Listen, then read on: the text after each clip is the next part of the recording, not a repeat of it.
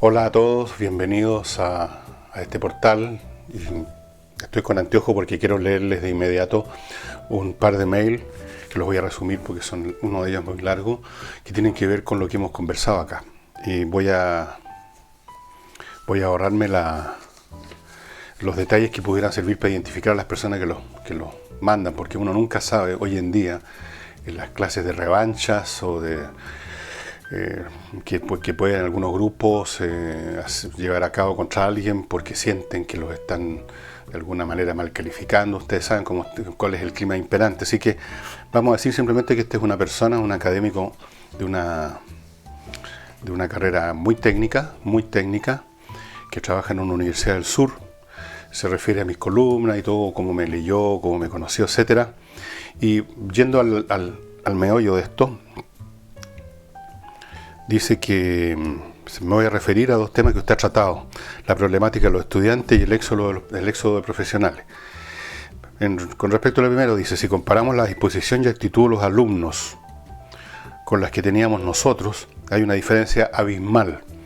La generación de hoy tiene mucho más recursos bibliográficos, tecnológicos, financieros, pero no están dispuestos a esforzarse en lo más mínimo. No me extrañaría que en un tiempo más apareciera la comida premasticada para que no tengan que esforzarse ni siquiera en eso. Antes uno tenía claro que estaba en una universidad para estudiar y hacer todo lo posible, actualizando sus metas, corriendo la valla un poco más adelante. Dice que tuvo que aprender distintos idiomas para poder leer los textos de su especialidad, que es muy técnica.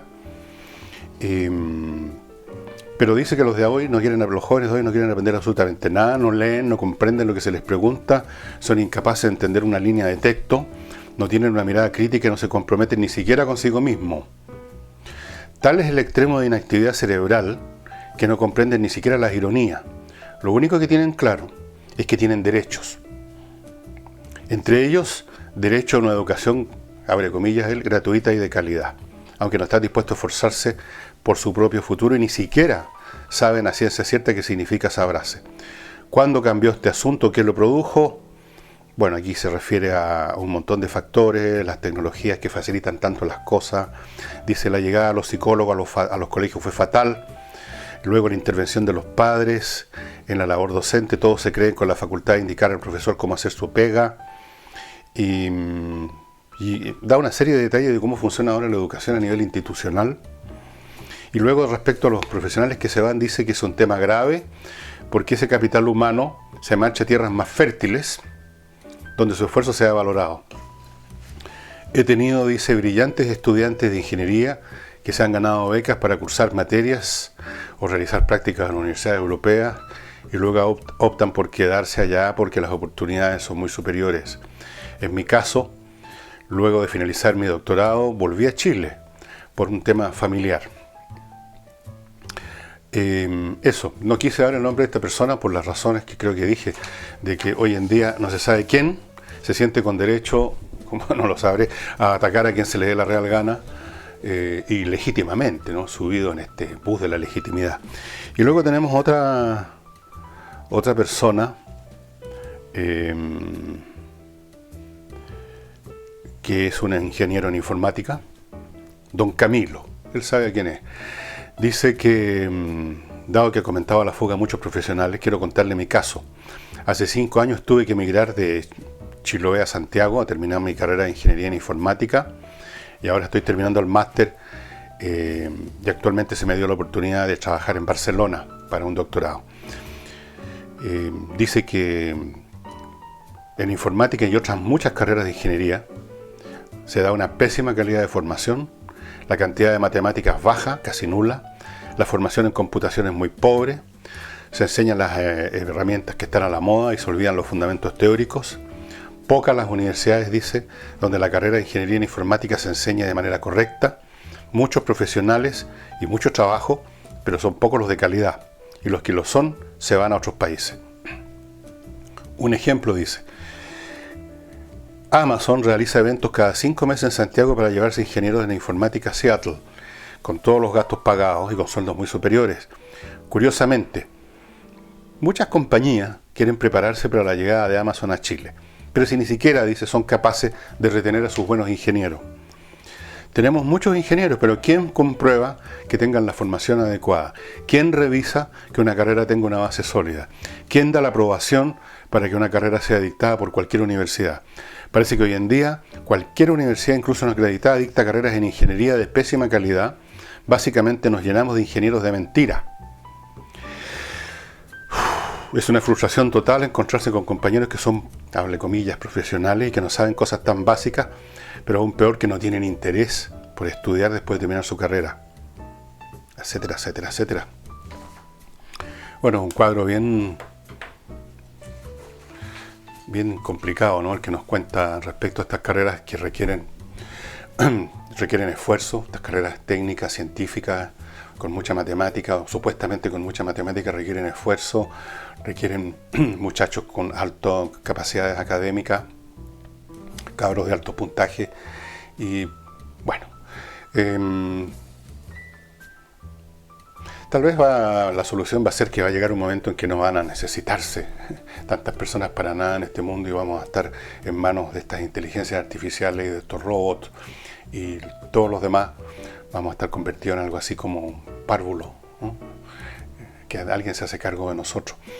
Y antes de continuar con el programa, vamos a referir una cosa política de Chile. Les quiero recordar que hay una viña que tiene su nombre y que ofrece la oportunidad de que cada botella de su producto, que ha sido motivo de una nota periodística que va a salir en Chile pronto del Discovery Channel, nada menos. Yo les he mostrado botellas en que el membrete está con el nombre de la persona o de la empresa y con el diseño que esa persona o esa empresa quiera, de forma que es una viña personalizada, podríamos llamarla así. Por lo tanto, en el fondo la viña tiene el nombre suyo. Y entre otras cosas ofrece este pack, que es un paquete con 2 botellas chiquitas, que no las voy a mostrar, y un manual para enseñar a convertirse, que se interesa, en viñatero, de tener su pequeña viña boutique, aunque sea de 5 botellas al año. Viene el manual adentro de este paquete. Ustedes están viendo a mi lado la dirección de esta viña, el sitio web y todos los demás elementos para que ustedes se contacten con ellos y hagan suyo, en todo el sentido de la palabra, este vino. Si quieren, mandan un mail, clientes@viñapersonalizada.cl, o entren simplemente al sitio vinopersonalizado.cl. Bueno, ustedes están viendo los datos aquí a mi lado.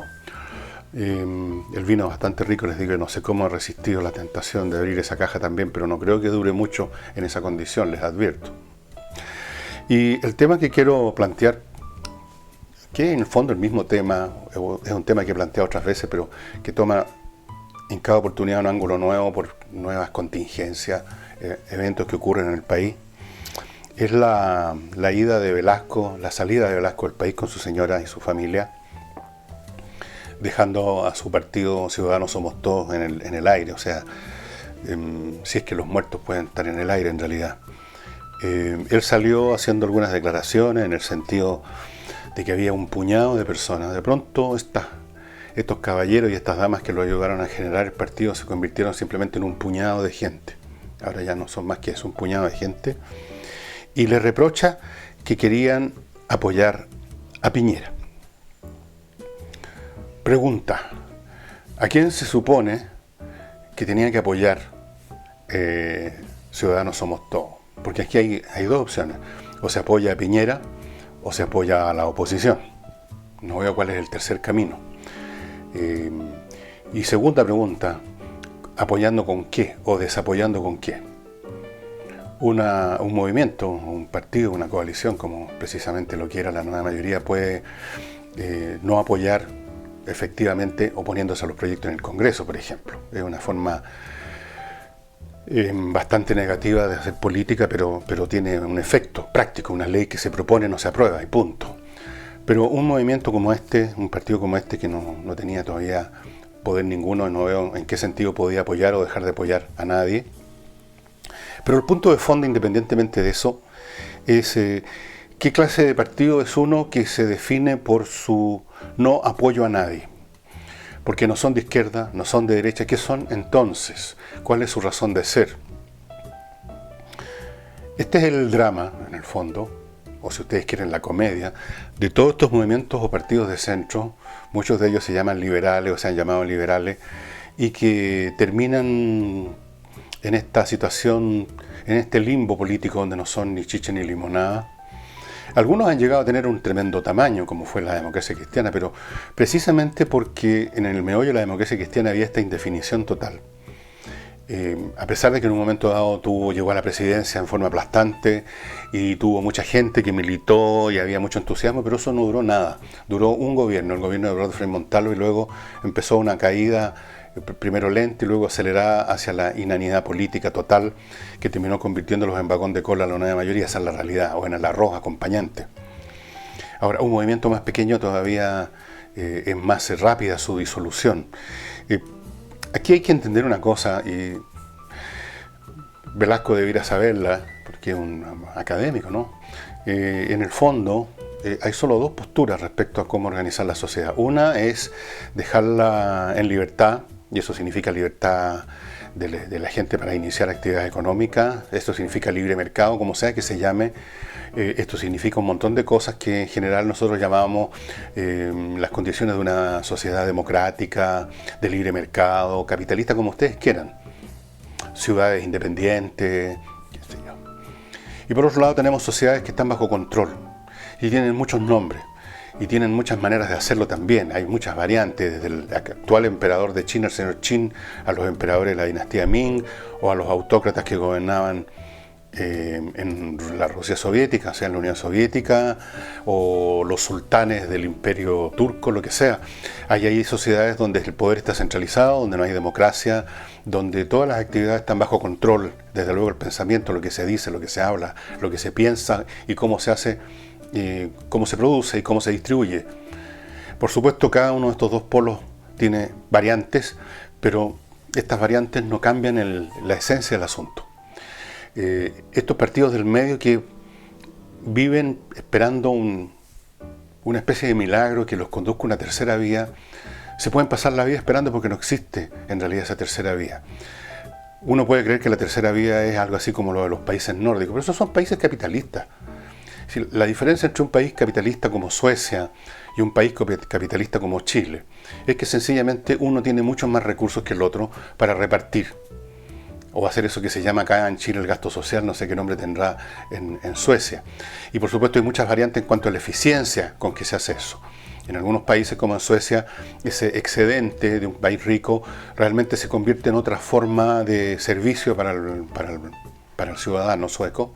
En Chile se convierte en el pituto de los 500.000 de empleados fiscales más o menos que tiene el Estado, el aparato estatal. Esa es la realidad.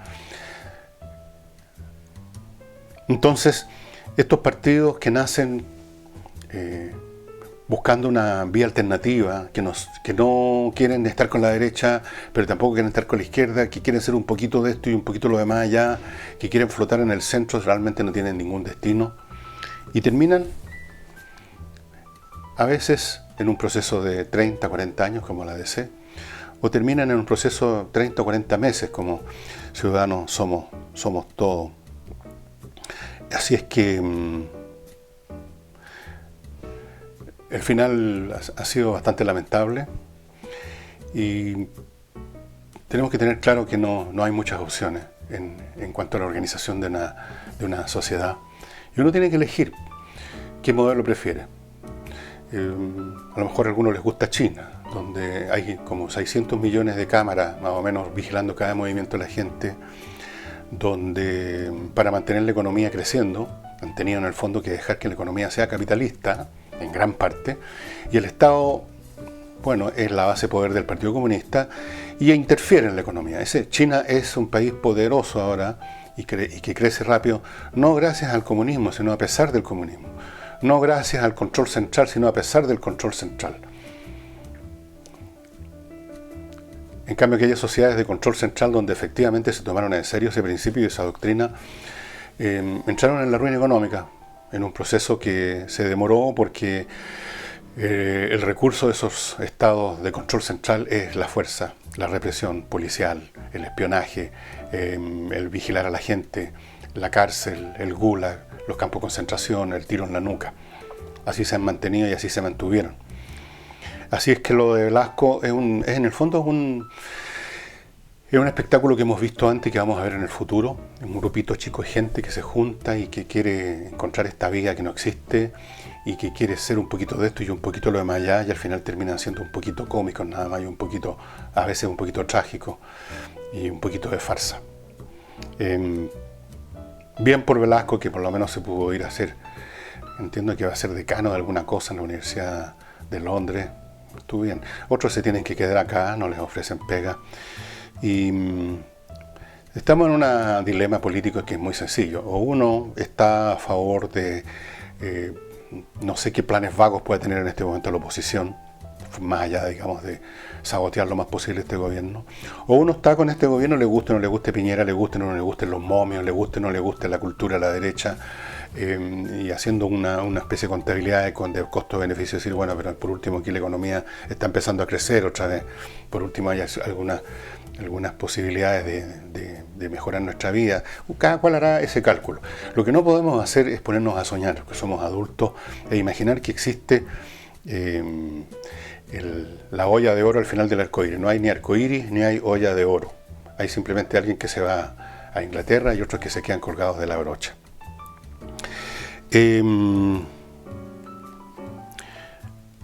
Hoy día, precisamente, tanto Estados Unidos como China pusieron en efecto las últimas sanciones económicas que mutuamente se han aceptado. En el caso de Estados Unidos le están aplicando ahora un extra de tarifario de 10% a miles de productos chinos por un total de 200.000 millones de dólares. Y los chinos, por su parte, están aplicando una tarifa extra de entre el 5 y 10% a 60.000 millones de dólares. Y las conversaciones que tenían entre medio de estas sanciones mutuas, pero que las mantenían de todos modos, se interrumpieron. Hubo otra sanción adicional de Estados Unidos a personas del gobierno chino o de la élite china por comprar armamento a personas en Rusia que a su vez, que por supuesto están vinculados a la industria de armas y que a su vez están vinculados a estas acciones de intervención política en Estados Unidos que se supone que han cometido. Entonces no se les debía comprar. Como compraron armas a estas personas, se les castiga también. Entonces a su vez China responde llamando a su embajador. En fin, la cosa se ha ido poniendo cada vez más oscura. Y lo que está en el fondo de esto sería bueno que lo tengamos claro, no es simplemente un tema comercial. No es simplemente que Trump desea que los chinos terminen con sus prácticas de ponerle tarifas y dificultades a los productos o las empresas norteamericanas, pero al mismo tiempo ellos entrando sin ningún problema hasta ahora al mercado norteamericano, fuera del robo, que es una cosa en la que están de acuerdo todos los empresarios norteamericanos de izquierda o de derecha, o más bien dicho, demócratas o republicanos, que los chinos han estado activamente durante años, ya sea mediante manipulación informática con los hackers, o ya sea poniéndole condiciones a las empresas norteamericanas o europeas que van a China a hacer alguna cosa, condiciones en el sentido de entregar sus diseños de sus productos. No, esto va más allá de eso. Esto es una lucha por el poder mundial. Este es un enfrentamiento político. Esta es una forma de guerra comercial por el dominio del mundo, por quién va a ser o quién va a seguir siendo la primera superpotencia. En este momento es la primera superpotencia de Estados Unidos y China desea desplazarlo eventualmente. Y hay alguien que dijo, me parece que fue von Clausewitz, un teórico de la guerra, que la guerra era la continuación de la política por otros medios. Y podríamos aplicar ese mismo esquema a esto y decir que este enfrentamiento comercial es el inicio de la guerra por otros medios. ¿Qué va a suceder a largo plazo o a mediano plazo? Es difícil decirlo. Hay muchos analistas, ensayistas que se recuerdan lo que decía un pensador griego que yo les mencioné en un sábado cultural, Tucídides, el de la guerra del Peloponeso, de que los grandes poderes, por temor al crecimiento del otro, entran de pronto en conflicto militar. Y muchos ensayistas, o varios por lo menos, han publicado libros recientemente, acerca de si Estados Unidos y China no van a entrar en la misma lógica. De hecho, esa lógica se ha visto innumerables veces en la historia humana. Fíjense que todo el panorama que estamos viviendo en este inicio del siglo XXI, casi inicio, ya no tan inicio, es muy parecido, aterradoramente parecido a los inicios del siglo XX en el mundo globalizado, más o menos de esa época, en Europa, en la época de la que llaman ahora la Bella Época, la Belle Époque. Si uno lee libros relativos a cómo se vivía en Europa, qué climas políticos, culturales, raciales, nacionales, etcétera, se vivían en Europa, digamos, por decirle una fecha, desde 1890 hasta el día en que estalla la Primera Guerra Mundial en 1914, es sumamente similar a lo que estamos viendo ahora. Ahí también había una potencia, que era la primera potencia del mundo económica, que era Inglaterra, que se sentía amenazada por una potencia emergente, económica y militar, que era Alemania. Y si uno estudia esos años, y hay varios libros, o sea, bastantes libros que tratan ese tema, uno ve cómo se va descomponiendo la relación, que era bastante buena entre Alemania e Inglaterra. Tenían hasta simpatía mutua en un momento dado, debido, en el fondo, por muchas razones, pero una de ellas por lo menos fue el creciente temor de los ingleses de que los alemanes los iban a alcanzar y sobrepasar en todos los terrenos, y que ellos, los ingleses, iban a dejar de ser la primera potencia del mundo. Y eso fue enturbiando el ambiente, eso fue creando distintas fases en las que primero aparece la antipatía, aparecen las sospechas mutuas, aparecen los medios de prensa haciendo notas bastante, a veces hasta insultantes del otro, y ahí uno ve cómo se va calentando el ambiente y se van creando las condiciones psicológicas para que en otro momento dado, más adelante, y dada una situación específica, se pudiera producir un conflicto militar. Yo no digo que el mero enfrentamiento comercial va a llevar a un enfrentamiento militar. Digo que estos procesos de competencia entre grandes poderes, que pueden tomar décadas, son procesos que tienen, entre otras partes, entre otros momentos, estos enfrentamientos comerciales sobre la base, qué sé yo, de tarifas o de lo que sea. Entonces, no es imposible imaginar un enfrentamiento a mayor escala. Me imagino que la única razón por la cual esto es menos probable hoy en día que en 1914 es porque en 1914 todavía habían algunos dirigentes políticos y militares, especialmente en el Imperio Austrohúngaro y en Alemania, que creían posible sacar un beneficio del enfrentamiento militar. Hoy en día, dado el tipo de armamento que está disponible, todos tienen bien claro que no hay nadie que saque ningún beneficio. Y antes de continuar, les quiero recordar, estimado amigo, que ustedes pueden hacer muchas cosas por el medio ambiente con la empresa que les voy a mencionar ahora, que ustedes conocen, que es Creatividad Positiva. Una empresa que pone a su disposición, una empresa chilena, contenedores para que usted separe los desechos de su casa en sus distintos componentes, las cosas de plástico, los productos orgánicos, etcétera, y esté preparado entonces para el día muy cercano en que todas las municipalidades del país, por ley, van a tener que reciclar la basura. No es llegar y llevar en un solo camión todo, y por lo tanto no es cosa de echar en un solo tarro todo. Vaya preparándose, vaya poniéndose al día en materia ambiental con estas iniciativas que empiezan en la casa, que empiezan en la familia y que van sumando y haciendo la diferencia rápidamente. Ustedes están viendo aquí la dirección, por si están escuchando este programa. Repito, en la dirección de internet, Creatividad Positiva, si creí que me había equivocado. Creatividad Positiva, estimados amigos, sean positivos con el medio ambiente, empiecen desde ya a tomar las medidas necesarias.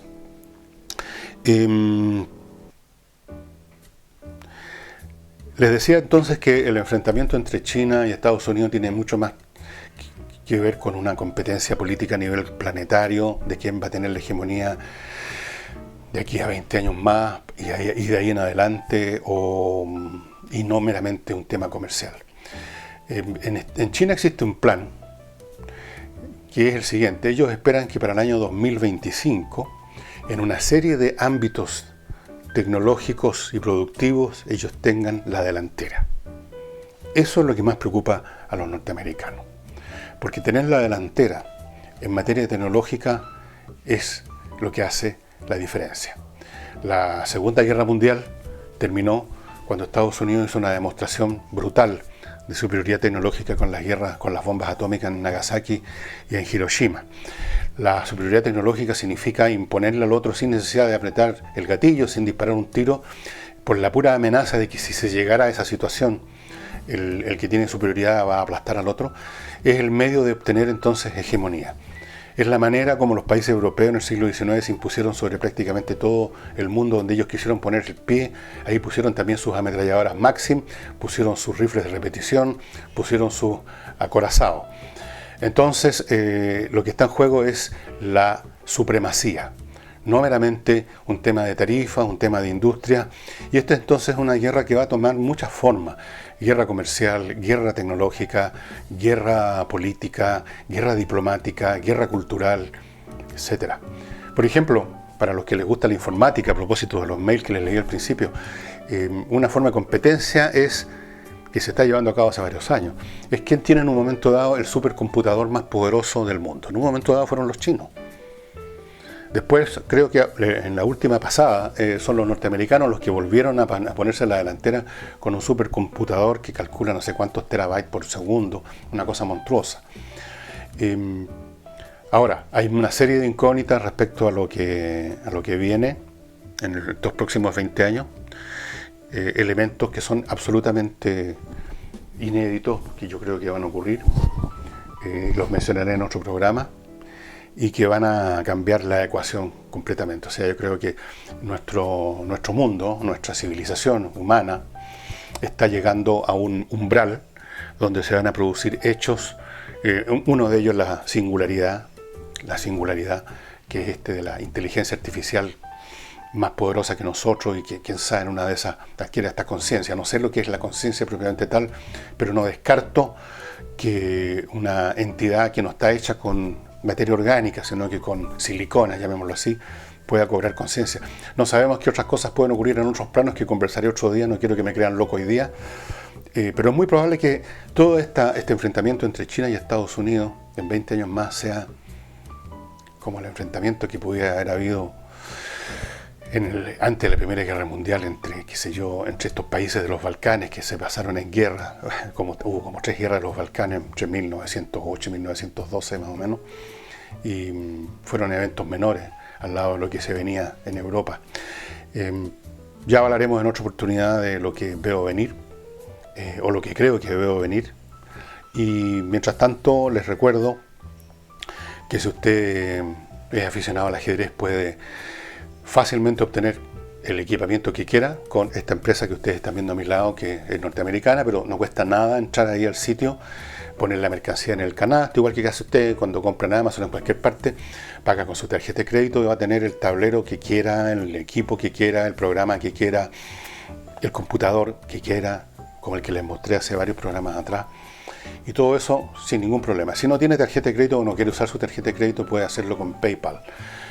O puede hacerlo de otra forma. Usted se puede comunicar en la página de Chess.com, chessusa.com. En alguna parte está la dirección de mail para que usted directamente se comunique con el propietario. Y sería todo por hoy. Mañana vamos a ver qué pasa con esta inauguración hoy día de esta nueva escalada de la guerra comercial entre China y Estados Unidos, que les reitero, es solo una fase, un aspecto de un enfrentamiento de mayor escala. Hasta mañana.